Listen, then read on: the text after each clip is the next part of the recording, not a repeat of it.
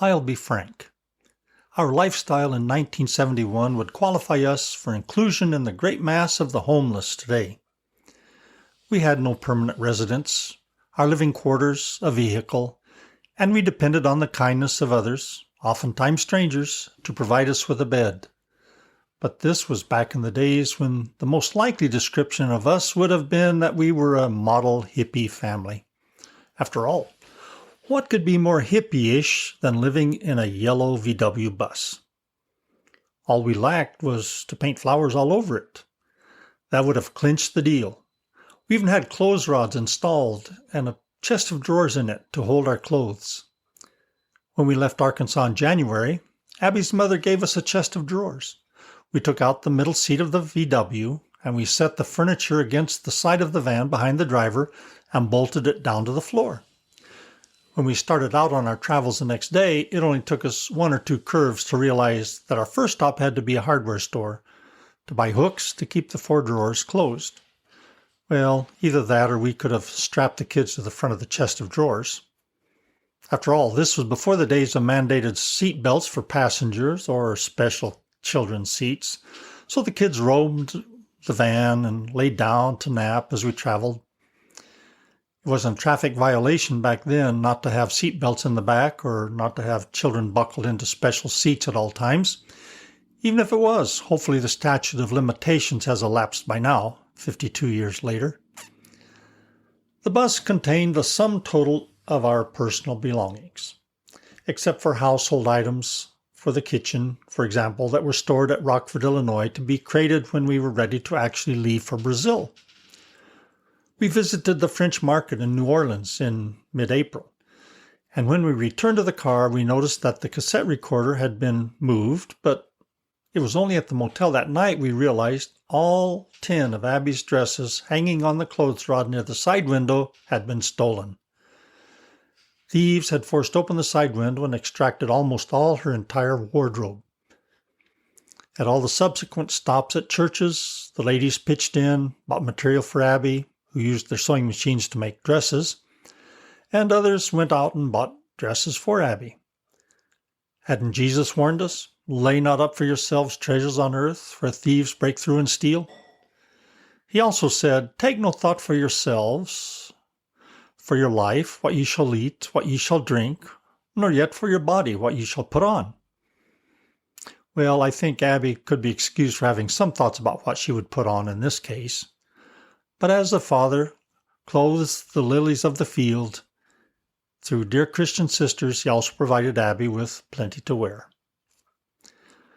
Although we had shelter, either in the car as we traveled or spending the nights in homes of strangers, the fact was we were homeless. Rick, 2 years old, seemed to be the most affected by the situation.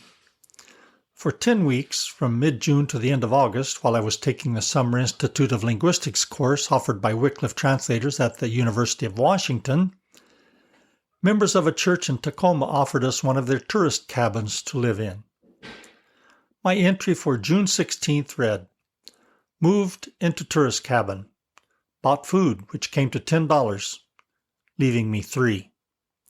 It's hard to believe that once we had a house and a life to ourselves, you don't really miss it until you have it again."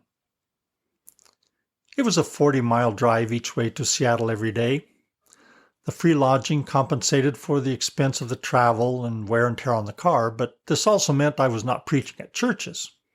You know the saying, "No preachy sermon, no giddy offering." The offerings in those months were $181.50 for June, $205.67 for July, and $134.75 for August. And then it hit bottom in September, $90. God, who used crows to feed Elijah, raised up a few faithful brothers and sisters who gave us $20 when we had nothing, or who took us to the supermarket to buy $20 worth of groceries, or who simply brought a sack of groceries to our door. If a cup of water given in the name of a prophet receives a prophet's reward, so much more will God reward those who gave far more than a cup of water. We have not seen these kind people since then, but I wrote down their names, and if any of you are listening to or reading this and you gave us bread or a bed or even just $1 or $2, to send us on our way in 1971, know that even more importantly, God has recorded your names. And if he has blessed you in this life, he will do far more that so in the age to come. We may not remember everyone or be able to recall faces, but God will not forget your kindnesses. It was a month or so after we left Tacoma, and we were somewhere in California when Rick said, "When are we going back home?" In 10 weeks in a tiny tourist cabin, he had settled into a home that wasn't bouncing down the highway. He wasn't sleeping in a different bed every few nights as we stayed in church members' homes. He needed stability. On Sunday morning, December 5th, 71, Rick said something that led me to enter the following note in the margin of that day's entry. "Rick needs a home," quote unquote. "I'm praying that the Lord will care for him." Close quote. That phrase flags a key issue we battled during our years on the mission field. Our children. Years later, when Rick and Rachel were teenagers on the island of Madeira, the uncertainty of their education caused me more distress than any other problem I ever faced. I often woke up in a cold sweat, crying out to God for an answer. All I could do was tell the Lord, "I can do nothing. They're in your hands. I trust you." And I would go to sleep again. This is part of the larger issue of family. As important as the children were to Abby and me as parents, they were never our first priority. We did not put our children first. We put each other first, after the Lord, of course. The foundation of our family was the relationship between Abby and me. Even in the first 5 years of our marriage before we went abroad, we never lived close to either of our parents. Raising the children was always on us. It was training for living abroad, where we were foreigners, culturally and linguistically, at least until we melded into the surroundings. In Brazil, we had the Montgomery family next door for almost 2 years before they returned to the U.S. Then we were on our own for a year and a half. There were church members there, of course, but when we went to Madeira in 1976, there was no church. There were no Christians we could fellowship with. Mission agencies usually make a point of not sending just one missionary or family to work unaccompanied, but we were not normal missionaries. All our lives, Abby and I have always been our own best friends. We were always each other's spiritual and emotional support. One time a lady said to Abby, "You and Ed are inseparable. You're always together." Because of the way she said it, it was almost a complaint that the fact that she couldn't get me off to myself. And I think Abby took that remark as a compliment. When we visited the English church library on the island as a family, Joy was around 2 and Rachel, the oldest, around 15. Some of our British friends were overheard saying, "They don't act like parents and children. They act like friends." I don't have statistics to justify what I'm going to say next. I base it on almost 45 years on the mission field, observing the careers of missionaries of various denominational groups. But the lack of financial support and resources did not appear to be the main cause for missionaries leaving the field. Compared to the support other missionaries received, our support was scarcely above poverty level. It is the Lord who will judge each of his servants, but we knew of families who lasted one term, 3 or 4 years, or 1 year, or in one case only 2 weeks on the field.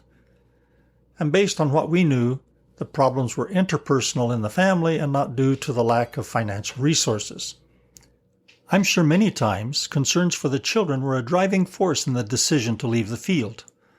Whatever the details of each case, I am certain that family relationships overrode financial considerations, either positively or negatively. Only in the last few years on the field did we have a more stable income.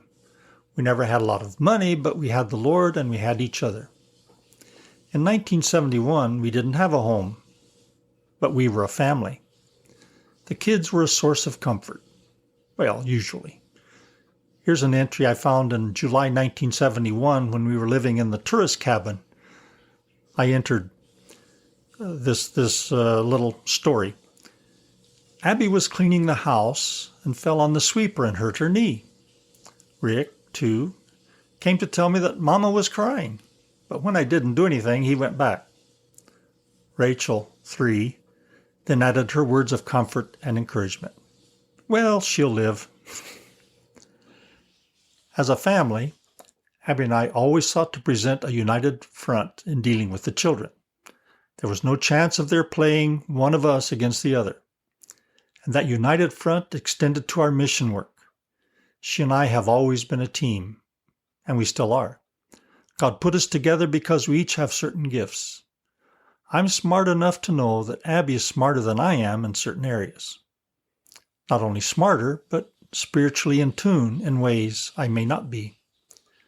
This was true before we went to Brazil. It was true in Brazil. It was true in Portugal. It's still true. The 24,000 miles of very close contact in the front seat of a VW bus and always staying in someone else's home was a real test for our relationship. By late April, and after only 8,000 miles, I wrote, Abby says I haven't always been sweet lately. Wonder what she meant. Living every day on other people's schedules undermined our relationship. In early June, I noted simply, no togetherness again today. These are glimpses into what would be a fundamental aspect of our future missionary service. And as fundamental as family was, we still had to pay the bills and meet expenses. 1971 was a training period we needed for making financial decisions in the years ahead. In January, crocodiles were interjected into the discussion regarding a key financial decision. In September, our finances were dependent on cucumbers. Over the years, the pendulum of our financial situation swung from one extreme to the other, differences as great as those between crocodiles and cucumbers.